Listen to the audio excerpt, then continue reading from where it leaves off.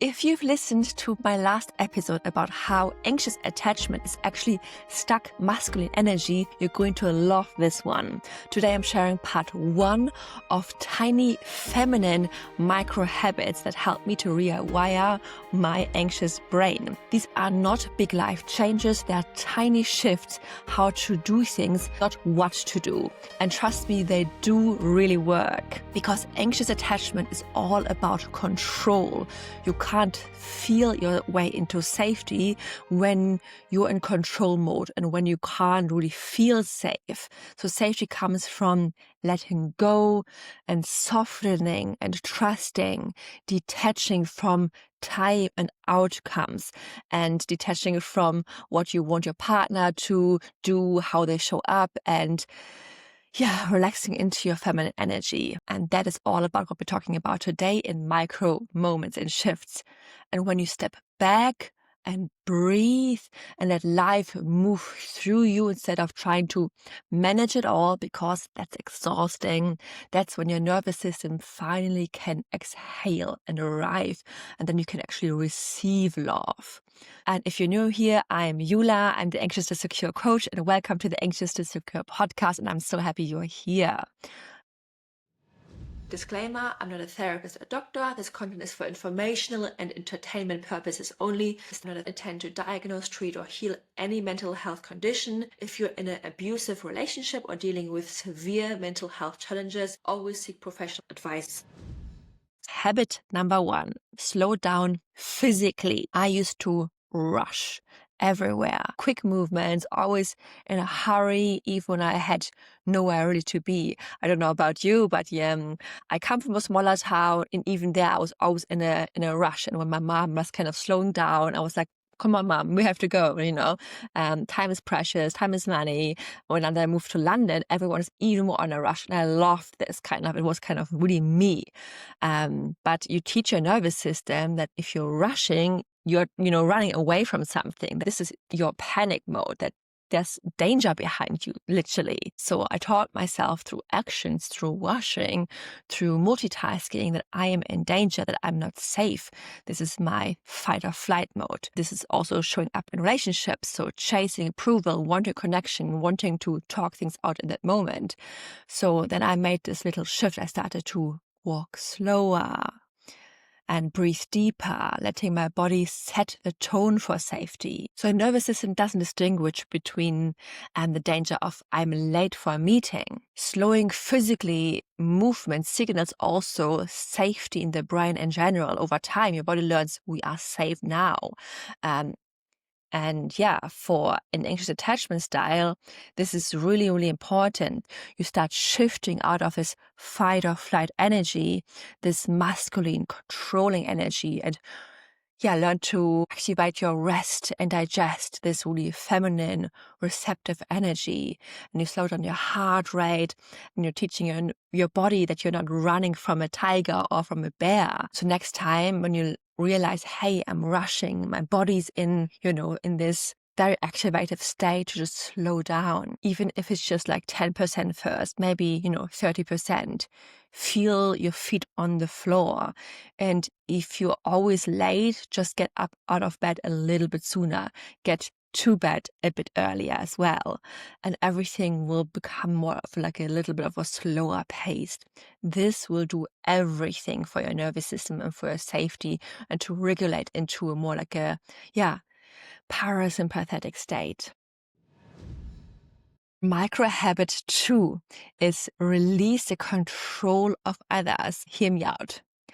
I stopped managing my partner's schedule. I stopped reminding him of appointments, of what he should do next week or next month. I stopped helping with everything, or stepping, pretending I'm his manager, his mom, his therapist. And at first, it was so uncomfortable, because control felt like love to me. I thought, okay, if I remind him of things, then he doesn't forget it. But it wasn't just love. It was really fear. It was from a place of overprotection, overpredicting, overdoing everything. And that's very typical for someone who has an anxious attachment style. Anxious attachment over controls because it's trying to secure safety externally instead of internally. releasing control is literally retraining your brain's attachment system, teaching it that love and connection doesn't need to be forced. It doesn't need to control or predict or overplan other people's schedule either, or what they're doing. This is the key for feminine movement. Learn to relax into your own body, to realize they can take care of themselves. They're adults, you're an adult. You don't need to treat them like toddlers. So stepping back, trusting the flow, and letting the future unfold without anxiety about the outcome or the timing or their actions. So try today or this week, notice one place where you overmanage someone else's life. Maybe this be your partner, or maybe even your siblings, or your friends, and try to just sit in this discomfort and don't take that action that you really, really want to do. Micro habit 3 is embrace the what if positive hack, or a little bit more neutral at least, if you can't think in positives. So my brain used to think in what if stories, right? What if they leave? What if they're losing interest in me? What if I can't trust them? What if they can't be there for me? What if, right? So now I want you just to flip it. What if they're just busy? What if everything is actually going to work out? What if my partner is never going to break our trust? What if everything's going to work out much better than I had planned? What if my partner deeply loves me? What if he's the one? What if no matter what happens, I'll be fine and I'm loved and I'm capable? What if this thing I had pictured, the divorce or breakup or a heartbreak, is not as bad as I had thought? What if it's actually exactly what's supposed to happen, because then something much bigger and better will come for me? Your anxious brain is hypervigilant. It's looking and scanning for threats all the time. It's constantly predicting danger to keep you safe.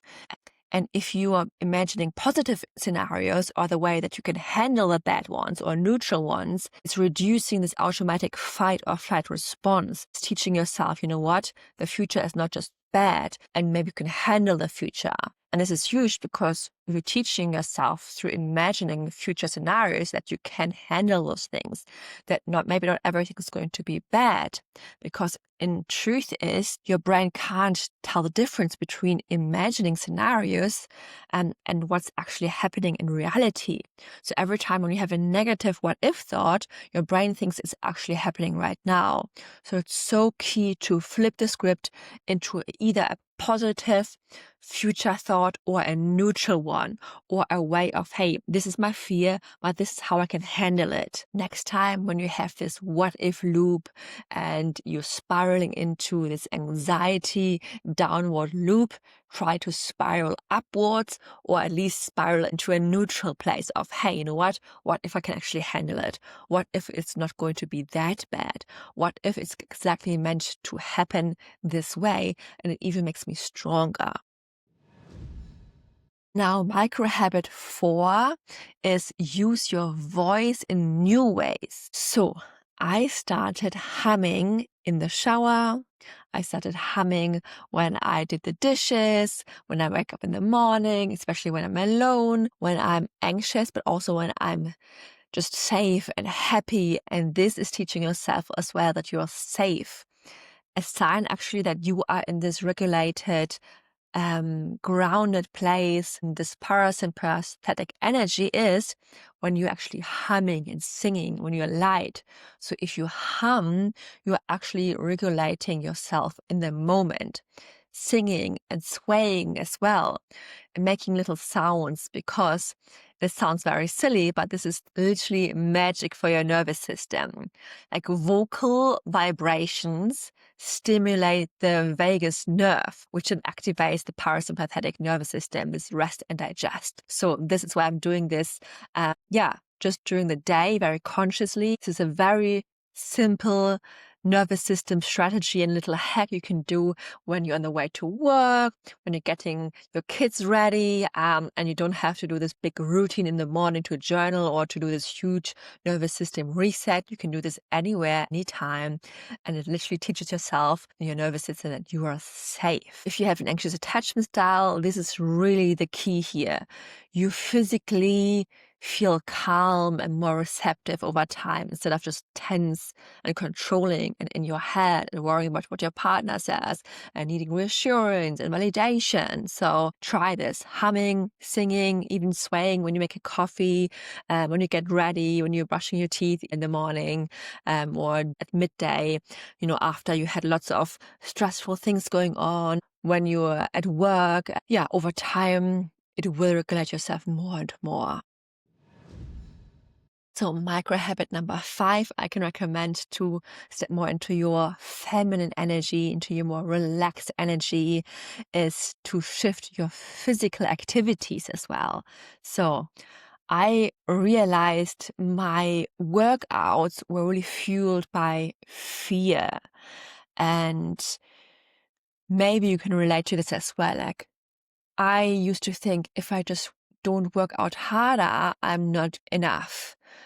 And I see this with a lot of clients as well, where they go into very addictive workout cycle, where they go to the gym a couple of hours a day.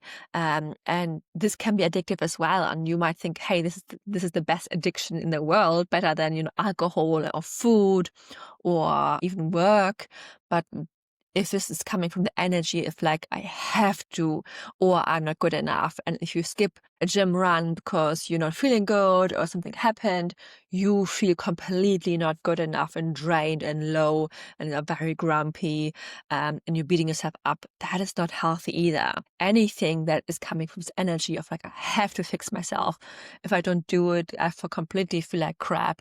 This is not healthy. So I started doing more exercises from like flow-based movement, more like yoga, or even a little bit of dancing, like really slow walks and even longer walks. And I realized this is more my exercise, rather than thinking like I have to do that kind of exercise that other people do, like the gyms and the hard HIIT sessions. I realized it's just not good for me. And I actually get headaches as well from these really fast-paced, hardcore, masculine workouts. And that's okay. And there's nothing wrong with it. And doesn't mean I'm lazy, but like there's different ways of you can exercise, or like I love paddleboarding or swimming. And that helped me to relax more into my feminine as well. And helped me feel so much better within myself. And to be honest, I had at the beginning all of these limiting beliefs around this, that, walking, long walks, going for a swim and paddleboarding and all of this is not exercise. Like, this HIIT hard workout section, only this is proper movement and proper physical exercise. But that's not right either. I realized we're not all the same. Some people just thrive under different conditions. And this is really what helped me thrive. Yeah, always listen to your body in that sense. And how this is linked to anxious attachment style is that anxious attachment often proves or tries to prove their worth through doing more, and all of this activating energy. And flow-based activities, like teaching also your nervous system that I am already enough with just being and doing. It's not necessarily doing less here, because you're still doing things, but it's just in a different kind of energy. It's not like I have to do this because they're doing it. It's like, what feels good for me? And this shift trains your brain to detach from the outcome as well and rest in your feminine energy. And I want you to ask yourself what feels actually good for you. Try out for you as well to replace one intensive workout with one that maybe helps your body to stop performing and to relax into a more like a flowy kind of workout. And just check in your energy. Are you doing it because you think you have to do it, otherwise you're not good enough? Or what is your energy behind this workout? And now, micro habit number 6, to step into your more feminine energy and to heal your anxious attachment style, is to slow down mentally. So before, when I was really anxiously attached, like a few years ago, I always was rushing. I had like millions of thoughts a second. I would rush to fix everything. I would reply even to messages fast and apologize fast, over explain everything. Now I'm more pausing before I say something, before I react. I don't have millions of thoughts about the future. I don't jump to conclusions and only focus on the negatives. I don't just replay conversations over and over again. I don't take things personal. Sometimes it helps me just to take a deep breath before and dropping into curiosity before thinking, okay, this is a fact, my thought is a fact, and that's it. I'm actually challenging my thoughts and reframing that into more like a, hey, what would my best, most secure self think right now? That really helps me to reframe my anxious or insecure or fearful thoughts and then try on more helpful thoughts in the moment. And after I, checked all the facts for what's actually true, I can then try on the more secure thoughts and replay them more often. And then I can act from this more secure, grounded version of myself. So often if we're triggered, our logical brain shuts off, we can't think clear, and then we react and we say things we don't mean. And if you just slow down, take a deep breath, sometimes even go into a different room if you're triggered with your partner in that moment, or if you're on the phone, you just put the phone down and just, take a deep breath, self-soothe, you process the emotion, and you actually envision, what does my best secure version of me think? What would she feel? What would she say or do right now? This really helps you to slow down. And why does this work? It's because fast thinking is really anxious energy, is trying to prevent loss or rejection or hurt. And again, anxiety is always trying to prevent pain and is trying to prevent hurt and predict, and it wants to keep you safe, but it does it in a very fast way. And it's not always coming from it's not always doing it in the best way. So slowing down trains your nervous system to tolerate uncertainty, to detach from really rigid outcomes and respond from a safer place instead of from this fear-based place. And this is really the bridge between masculine control and feminine trust, and a big cornerstone of healing anxious attachment style. So when you're triggered this week, take a deep breath in, drop into curiosity, challenge your thoughts you have in that moment, and you can even write down your thoughts and challenge them. And then after a few minutes, respond from a more calmer place and not from a fear-based place. So all of this comes back to one truth. You can't control your way into safety.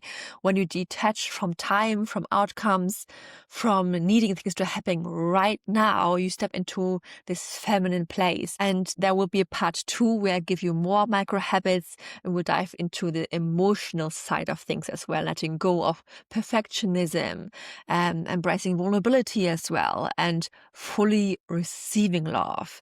This is also very helpful if you want to heal your anxious attachment style and relax into your feminine energy. And by the way, if you want any of our free resources, I have guides and downloads and journaling prompts in the attachment library below. You can download them for free. You can also email me on my email list if you have any questions or have goals you want to achieve in healing your anxious attachment style or in your relationships or dating life and love life.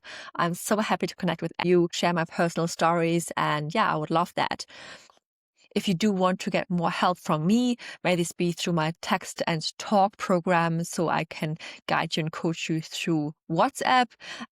Check out my links below as well. Or if you want to actually have one-on-one calls with me, coaching calls, I have also a subscription for that. Please get in contact with me. Either you can hop on a free call with me or email me to make sure really we are the right fit for this, because I don't work with anyone who's in any unhealthy, abusive relationship or who's not ready to get coached. So you really want to be open-minded for this. And I want to really make sure we are aligned and this is really the right fit for you. So please feel free to reach out to me. I believe working on your anxious attachment style and becoming securely attached is the most powerful thing you can do for your self-worth, for your relationships, to stop chasing other people, to create really strong, secure relationships. So you feel secure in yourself, so you don't need to outsource your safety, your emotional safety. So you attract the right love as well, the right people who give you what you deserve. So you feel good enough. You actually feel in control of your emotions. This work is really not done for someone else. You don't do this for your partner. You actually do this for you. So you feel calmer in your relationships. You know how to manage your triggers. You know how to communicate from an assertive, grounded place. You're not scared if someone will leave, that this will be the end of it all. You are so much more in control of everything. You know that if someone will not treat you well, you are able to walk away. Should this be something that, has to be done? Because otherwise you might always feel like the avoidant or the partner is kind of in charge, because they could drop you at any second. They could walk away from you. And if you're healing the abandonment wound, if something happens, if they treat you bad, if you're not getting your need met, you can walk away. And this shift in dynamics is so powerful.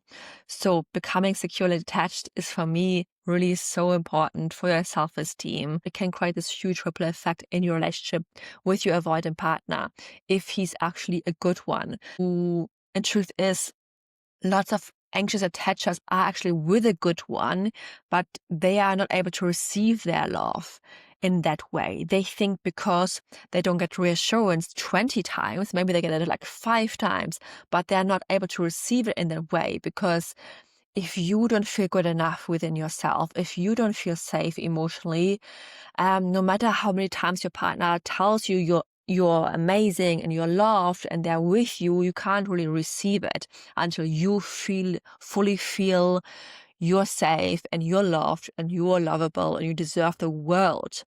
So this is really your part and your work that you have to do. And then everything will become so much easier. And the work is not even that hard. For me, becoming secure is actually pretty easy.